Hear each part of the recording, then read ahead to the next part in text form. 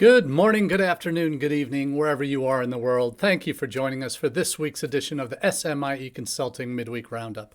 It's Wednesday, January 25th, 2023, and we'll be answering 3 questions today that we've been hearing from international educators over the last week. As we get started each week, we like to give you an idea of how we get to where we are each week with our questions. And we start that with our newsletter that comes out on Monday mornings through our email newsletter subscription service, which you can get at smieconsulting.org/subscribe. I'm dropping a link to that in the chat on the Facebook channel and YouTube channel. So you'll get that link if you wish to receive, fill out your details there if you'd wish to subscribe to the email version of our newsletter. I'll also put this week's edition of our newsletter in the chat. The newsletter is called All the SMIE News Fit to Share. And in case you're wondering, SMIE stands for Social Media and International Education Consulting. So our news stories each week come from those two areas, and oftentimes where those two areas overlap. So between our newsletter through our website and the LinkedIn version of it, in case you prefer to get your international ed news on LinkedIn, between those two services, the LinkedIn version and our email version of the newsletter, we now are just 2 or 3 subscribers away from hitting 1,000 subscribers to the SMIE newsletter. So thank you again for making that a part of your regular journey in international education discussion each week. And we take the themes from that I see in some of the news stories we cover in the newsletter, and we see if there are commonalities in some of the stories, and then devise our questions around those themes. And this week, our first question is, what are the best practices in international student recruitment? And obviously, you can talk for days on this topic. There are workshops that will last 2 days at NAFSA each year, if you're doing it right. And there are the kinds of things that you discuss to answer this question. This is my favorite topic. And when I talk about best practices in international education, particularly international student recruitment, is an area that is near and dear to my heart. It's where the majority of my professional career has been focused on what are we doing to not only bring international students to campus, but then what are we doing to take care of them once they're on campus, which will come later in our chat today. But the reason I have this framed as a question is this coming Thursday, so tomorrow afternoon, we're going to be doing a webinar through IDP Connect, and I'm one of the 3 university panelists on that topic that'll be presenting, and we're going to be answering a lot of different questions. I've dropped the link to the registration page for that webinar tomorrow, so I encourage you all to, if you have time, certainly register for it. If you can't watch it live, much like these live sessions on Wednesdays, I know the greater majority of people will watch it on repeat, either on Facebook or YouTube, Twitter, whenever they have time. But for those that are interested, if you register, you can at least get the download or get the link to the recording of the session, usually on Friday, day after the event. So definitely register so you can get a link to it. We haven't done it yet, so it's going to be exciting to see what kind of topics come out of this. But there are going to be some general themes that we're going to be discussing in terms of refreshes to our recruitment strategies coming out of the pandemic. What are we relying on now as part of our go-to strategies? Are we back to all in-person recruitment? Are we doing a blend? And what's the balance between digital and in-person? So we'll talk about some of those challenges and topics that we're covering, just to give you an idea on some of the questions we're going to be answering tomorrow. What do you see as the greatest challenge to international student recruitment in 23? What is one essential best practice for recruitment success this year? Third, what markets are you watching this year? How do you use data to drive your strategy? Gen Z has unique needs. How do you meet those? What is your diversification strategy, looking at the different places where you can potentially move into that you're not active in now? How can we talk about career outcomes and return on investment from the student perspective, knowing how important that is? Looking at admissions policies that might be potentially need to change to become more attractive to certain demographics in certain countries. So those are the kinds of topics we're going to be talking about in terms of best practices. And from my perspective, this is an area that I've spent a lot of time on, and I've been fortunate enough in my current position at UNLV, where I assumed the role back in May as Director of Global Recruitment and Partnerships, where I was half-time for about 6 months, and then in November went full-time. So fully remote from home in Ohio, but I do, in building our an international recruitment strategy, I'm in a position where the university really hadn't done anything intentional when it came to international student recruitment. We had different graduate departments that were kind of doing their own thing. We had some undergraduate programs that have been highly ranked that were attracting international students from abroad, but we didn't have an agent network. We didn't have counselors on the ground that in certain high schools and secondary schools around the world. We weren't partnering with a whole lot of institutions. There's a select few that we had in a couple core academic areas, but there wasn't any coordination of efforts at the campus-wide level, and there wasn't really any strategy to go out and recruit internationally. So that's what we've been developing at UNLV. So this is what I've been focusing on for the last year and a half, frankly, with UNLV, both first in a consulting role and then now in an employee role, is building an international student recruitment plan, but also a retention plan and ongoing enrollment plan that focuses on best practices, at building it from the ground up, both at the undergraduate level and the graduate level. We're fortunate enough at UNLV that we had a large sizable population of international students, up to 1,000 pre-pandemic. We're getting back up there now, but we're looking at a population that had been 75-80% graduate, and looking to, in future intakes, balance that out more. So we have more undergraduate international students joining campus each fall. And the reason for that is, frankly, we see there's longer-term value of having international students come in as undergraduates, particularly first-year students, and go through that 4-year degree cycle. And depending on what their field of study is, they might be eager to continue on with a master's or doctoral program afterwards. So getting them in as undergraduates, there's plethora of benefits. We are primarily, well, not primarily, but 40% of our students are first-gen students at UNLV. 66% of our students have ethnic diversity in their makeup, so we already have diversity as part of our DNA. The international students growing into that undergraduate population are certainly going to enhance that. And like with any growth plan, and we're in serious growth mode, we'll have challenges. We'll have growing pains, and we'll talk more about that in the ongoing support question, which is our question number 3 this week. But in terms of best practices, I strongly encourage all of you that are in this field, that are looking for some answers, some possible ideas to implement on your own campuses, or strategies or countries to look at, and why those might be important moving forward. I think that's Thursday's webinar will answer a lot of those questions. Myself and my 2 co-presenters are going to be eagerly anticipating your questions. So we've got a great group, including colleagues from Webster University and also from Suffolk University's Madrid campus. So we're going to be having some very different perspectives, public, private, and an overseas campus, talking about our best practices across a number of different types of institutions. So it should be a good program. So I encourage you all to sign up and register, and at least catch the recording after the fact if you can't make tomorrow's live webinar, which is at 2 p.m. Eastern. And registration is through the link that's dropped in the chat. So I encourage you all to do that. If you caught the newsletter on Monday, if you're already subscribing, the link to that webinar was also included in that newsletter. So you'll be able to get that from the newsletter as well. So I encourage you all to make sure you be a part of that webinar. We'll move on to our second question of the week, which is another related topic. But when it comes to student markets, we've come out of a time in the mid-2000s when, particularly at the undergraduate level, we started to see larger groups of Chinese undergraduates coming to the United States. And that trend lasted, an upward trajectory of Chinese undergraduates lasted from probably 2004-05 to 2015-16, where it probably hit its peak. And it's been declining since then. Pandemic certainly exacerbated the decline in terms of enrolled students coming directly from China. Whether they will rebound, I think there will be a rebound, but it won't be quite as significant, not back up to those 2015-16 levels. But certainly there will be growth in the China market, particularly at the undergrad level, that we haven't seen in the last 3 years.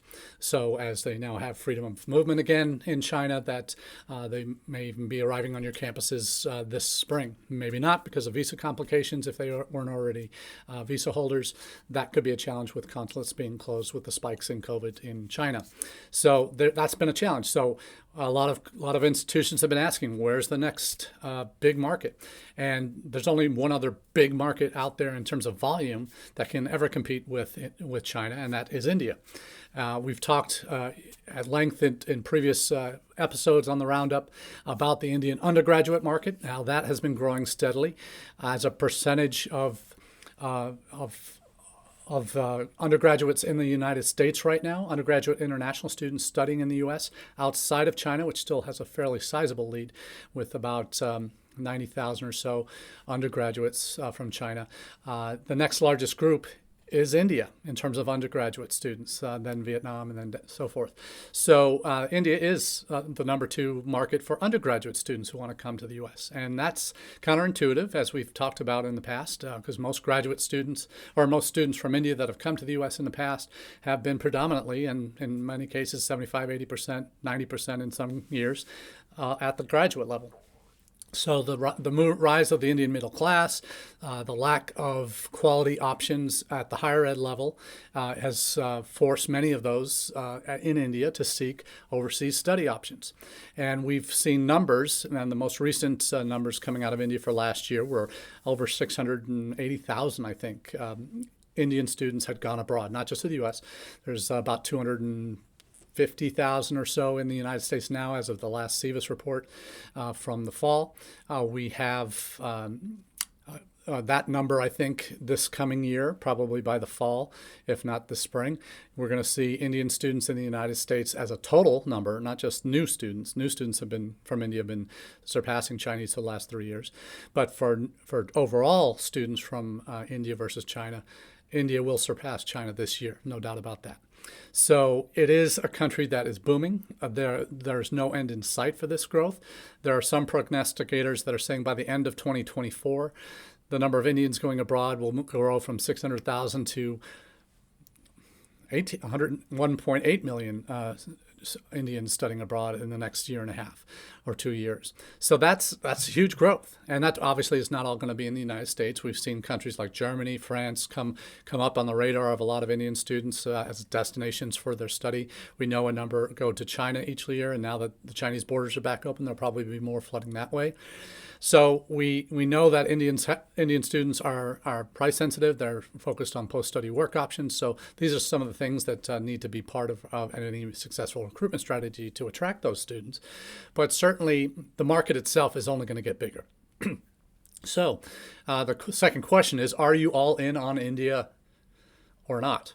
And if not, why not? So that question in terms of why India is the way it is right now, it's fed by a lot of different why the U.S. is going to continue to be, and I think after this year we'll also see more Indian students coming for higher education options than are going to Canada, which right now Canada actually has had a slight lead in the last numbers coming out in terms of enrolled international students. They had, I think, 20 or 30,000 more Indian students studying in Canada than we had in the U.S. But I think those numbers will flip this year as well, as our numbers, capacity and numbers is going to be far greater than what Canada can handle. So India we're going to be the number 1 destination of choice for Indian students as well. We've seen the numbers grow dramatically to the UK and will continue to grow back to Australia, but U.S. has a exponential, not an exponential, but a significant lead on those countries, UK and certainly Australia in terms of total number of Indians in country. As we always talk about, we've got far more capacity at our institutions to grow our international populations, whereas in Australia, many institutions are already a third international because they have a smaller number, 40 or less universities. capacities. In the UK, it's 150, so they have a little more capacity. They're at about 25% already international. So they can't grow too much more. They may need to sustain themselves with declining European students, continuing decline in European students attending in the UK. A lot of different variables are impacting that.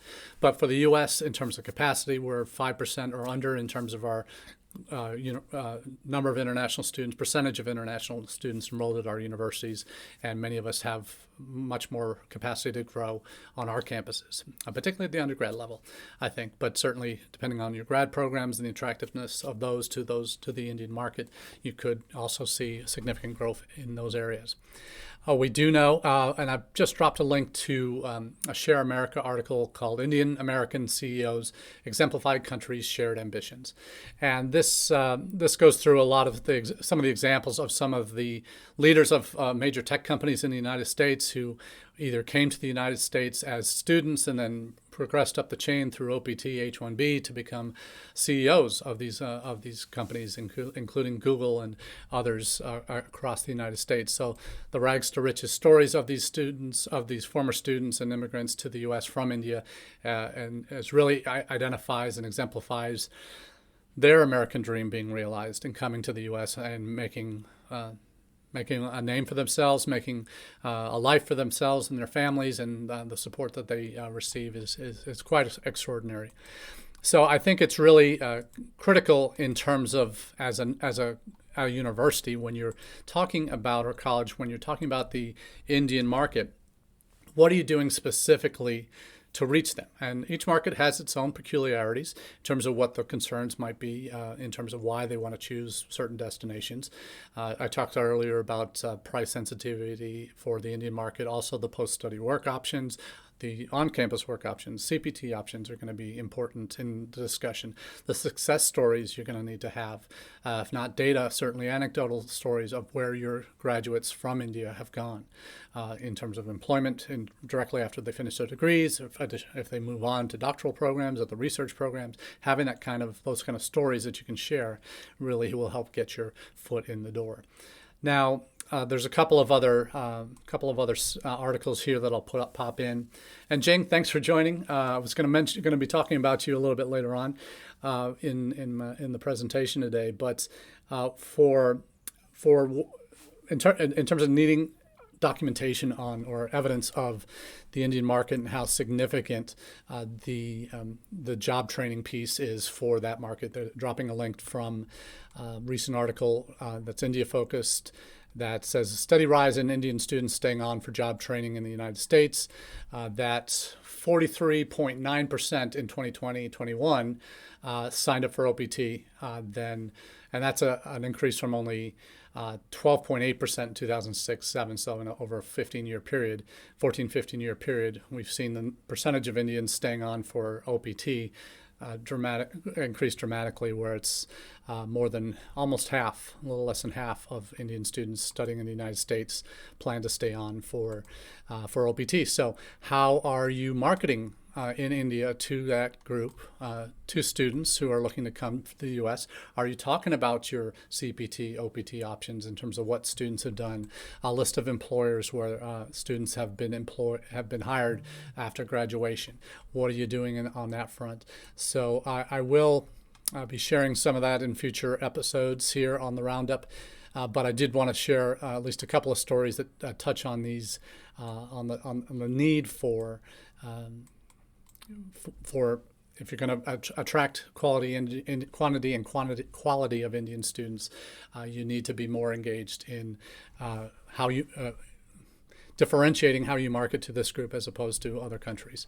Like we talked about with China, their concerns have been during the pandemic, obviously, and coming out of the pandemic, not only safety, when from their lens that is health safety, but also physical safety from crime, given all the stories that they've seen about Asian American hate and Asian hate crimes that have been committed. Certainly those are issues that will resonate in China. The quality issues still resonate, but the health and physical safety issues will be important. So how are those stories of your current students being told in that regard to answer those questions? But for India, the focus on that post-study work and the price sensitivity is going to be are going to be issues that if you're addressing well and directly to those markets, you're going to see a lot of value, I think, and return in ROI in your own respects in terms of what you're going to get out of your recruitment efforts in that country. So Jing's question, I do want to address it, is any ideas to bring up the number of Indian students for undergraduate studies in the United States? And Jing, I don't know if you attended my my session I did at AIRC with Manisha Zaveri and Derek Alex. Manisha from Career Mosaic, one of the leading agencies in India, as well as Derek Alex at the University of Houston. We talked about this very issue, and Manisha addressed the dynamics as to why the Indian undergraduate market is huge. And we've seen the rise of the IC3 movement, and that is counselors or in high schools throughout India and across South Asia have come to India the last 4 or 5 years, pandemic accepted, for a conference to learn to become better college counselors. Would I travel with you in India? Sure, Jing. We'll get there someday, I'm sure. But in terms of what we're doing, what Indian undergraduates are looking for, the market has expanded because the middle class has grown, the lack of options, quality options in their higher ed structure. The rise of international schools was one of the features that Manisha talked about in her presentation, that the numbers of international schools have I think, quadrupled in the last 10 years. And I think there are over 700 international schools throughout India that enroll over 250, 300,000 students in India that are taking basically secondary school curriculum, whether it's IB, whether it's GCE A levels, IGCSE and GCSE A levels, or some other internet Cambridge prep, other international credentials that are predisposing them to go abroad. So the number of undergraduates that are potentially coming out every year, these schools, secondary schools that enroll over 300,000 Indian students that are potentially looking, and our parents are putting them in these schools because they want them to have options when it comes to overseas education. Might not be the U.S., might be other Western countries, might be China, might be other destination markets in Europe. But that is certainly, and Marcy, thanks for jumping on. And I know you're in India right now. I've been watching your travel stories there across Facebook, but hope all of the travels are going well. And I certainly know the food's amazing there, but hopefully the recruiting is as well. But being all in on India right now is an understanding that China is not going to rebound to what it was pre-pandemic. It is going to come back some, but it's not going to be at that same level. You will, if you're looking for just numbers, you're going to get that in spades when you look at India, because their growth trajectory is only up over the next decade. But you certainly don't want to limit yourself to just one or two countries. That's the diversity piece that we talk about all the time, and that's one of the questions we're going to talk about tomorrow in the IDP webinar, IDP Connect webinar, is what's your diversification strategy? What markets are you going into? And I'll be able to share some stories tomorrow of what we're doing at UNLV in that regard, because we need to. We've been heavily East and South Asia dependent, as most every college is, because that's where 70% plus of all international students in the United States are from East and South Asia. So diversifying beyond that is a priority for almost all institutions that are trying to do international right, not just for the money and the numbers. So when you think about it, India has to be an important piece, because you have to have bedrocks in terms of your recruitment plan, in terms of countries that you're developing relationships in, that you're investing time and effort, that you put marketing dollars in, that you are visiting, like Marcy is in India right now. The on-the-ground tours are back up and running across the board. We see many of our agent partners in India are also wanting us to come and physically do the fairs that they have regularly throughout the year, and we're in certain periods of the year. And that's something I wish we could do right now myself, but I just don't have bandwidth. I'm one-person operation right now. But in the fall, we'll hopefully have another staff member on board. That's in the cards, at least. We're hoping that happens, so that I'll have someone to go do those direct recruitment trips, including India, where I know that person will probably spend 2 to 4 weeks a year, probably 3 to 4 weeks a year in India doing that kind of work. So we'll talk about the diversification piece tomorrow, but certainly that will be a topic that I'm sure will come up again on a regular basis here on the Roundup. So thanks, Jing, for your contributions. Partnerships are going to be key, and that's something I mentioned in our presentation at AIRC, is exploring partnerships with institutions. We know that the UGC has just announced in the past month their new policies for U.S. institutions that want to set up shop in India, which is going to be limited to the top 500 universities, or if you have particular programs that, even though your institution might not be top 500, if you have top 500 program in a particular field, you might be able to offer that in India, physically in India. So there's going to be those kind of partnerships. If you're looking to do a transnational education, develop a campus in India, you'll have that opportunity if you're in those ballparks, either top 500 or top programs. But we've been exploring partnerships with individual institutions, but also through third parties, one of which is UpGrad, where students are doing the first year of a master's program in India through particular institutions' programs. They'll do a first year of a master's in computer science, and then they transfer to us to finish their master's degree. We're also looking at undergraduate programs in computer science, business, that type of thing. So there's a lot of opportunities for partnerships if you're working with the right institutions, the right service providers that can help you get your foot in the door, that can open the opportunities up for undergraduate and as well as graduate students in India. So thanks for your contributions on those topics, guys, Jing and Marcy. Now, our third question of the day is the bigger picture. Going back, we started big, going into India, and then we're coming back out and talking about the question: do your international recruitment plans include ongoing support? Now, the reason I focus on this issue is so often I run into colleagues at institutions where their leadership just see bottom line dollars, and that's their motivation for doing international student recruitment. And they don't care where they come from, they just want bodies on campus. There may be very legitimate budget reasons for looking at out-of-state international. If you're a state institution, why you need to go that route, because you have a declining in-state population, domestic population that you can go after. So you need to broaden your scope, and if your institution is looking into a growth mindset, you need definitely to include international in that piece. But the best laid plans of bringing in hundreds and thousands of international students to a campus that's not ready to meet their needs can be decimated in the matter of a semester or a year.